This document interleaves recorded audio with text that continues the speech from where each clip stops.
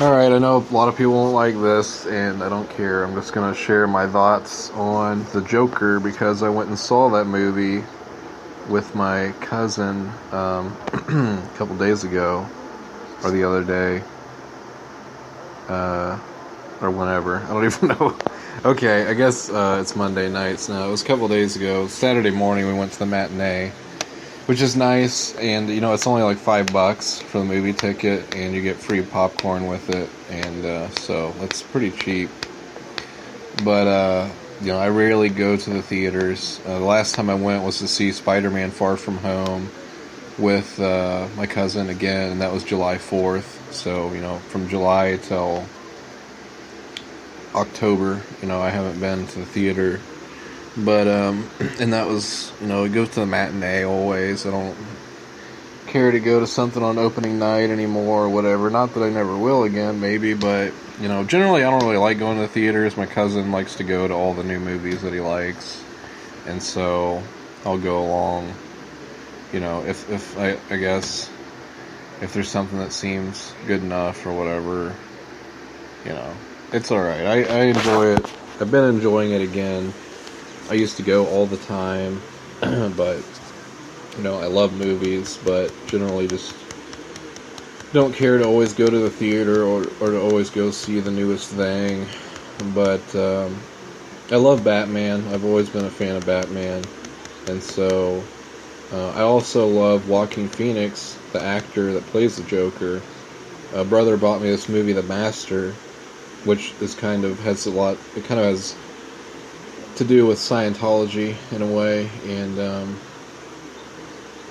Joaquin Phoenix plays like a guy who was in the army or something, and he's like an alcoholic, and he's got a lot of bad behaviors, and he's kind of crazy, and he meets this guy who's basically like a Scientologist, like leader, or whatever, so he gets into this cult that's kind of trying to help him become a better person.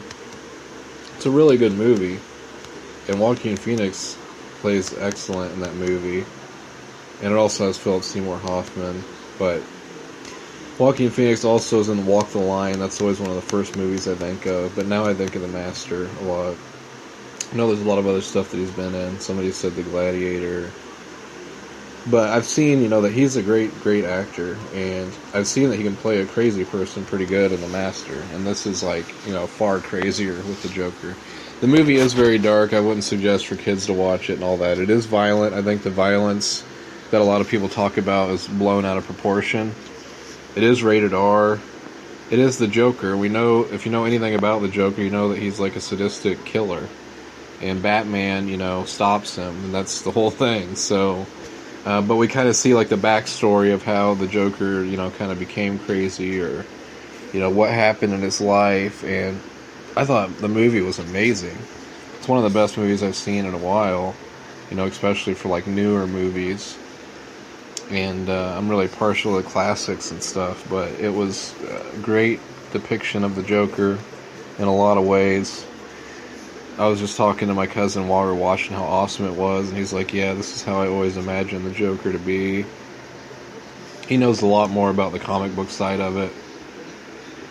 But the violence there is blood, and it's basically, there's only like a few scenes, like a small handful of scenes of violence, and it's basically people getting shot and like one person getting stabbed. And when they get shot, you do see like bullet holes, but it's not like gruesome.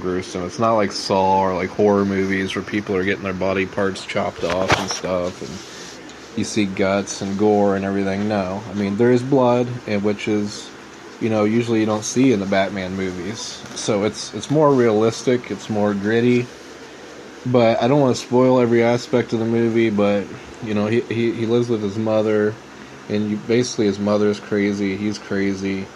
He goes through a lot of crap in his life, and then, I don't want to spoil some of the twists, but there's like some things that happen to him, and you'll find out like some things are like in his mind, and so it's a movie that you could watch like multiple times to uncover more truth and understand it better, because there's different layers to it. But one of the points of the movie is that he's like seeing a therapist for a while, and he's on medication, and there's a point in the movie where the therapist says that she can't see him anymore because the government funding for like the free therapy has stopped or whatever, and he's like, well, where am I going to get my medications? And so that kind of has a lot to say with society about, and then she's like, personally, the government, like, they don't care about people like me, they don't care about people like you. And some pretty powerful stuff in the movie, and a lot of stuff that makes you think about mental illness and everything else. And he's kind of like someone that just gets crapped on by society, but at the same time he's crazy. So it's like on one hand he's a victim, but on the other hand he's like a predator. I don't know. It has Robert De Niro in it, and he plays like this this late night talk show host that the Joker and his mom love to watch. And he ends up having a role in the movie because the Joker idolizes him, and he ends up being on the show. And I don't know what I can say without spoiling a lot. The soundtrack is really good, and I can't remember all the songs, but I want to say that it has like a classic rock kind of soundtrack, which is pretty cool. Some of the songs that they chose.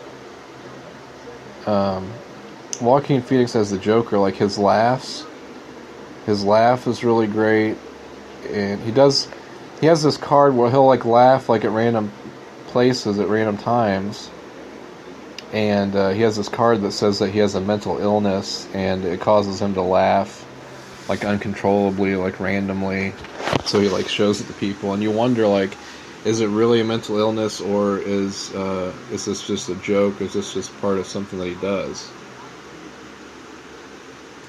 Is it something that he can control or something that he can't? The movie doesn't answer a lot of stuff. It opens up, it leaves a lot of openness for questions like that on a lot of different things. But yeah, his laugh, like he'll laugh so hard that he's like coughing and like his insides hurt. And it's a really Joker laugh. For some reason it reminded me of Mark Hamill, and I don't know if it's really accurate, but like Mark Hamill doing the Joker in the Batman cartoon. He seemed very animated in this movie, Joaquin Phoenix. There's a lot of scenes where he's like dancing and moving like the Joker. Apparently he lost a lot of weight for this role, and there's parts where he'll have like his ribs sticking out, or his body's like contorted in different ways, like his shoulder, like his bones. You can see he's really bony, and the way that he moves is unsettling.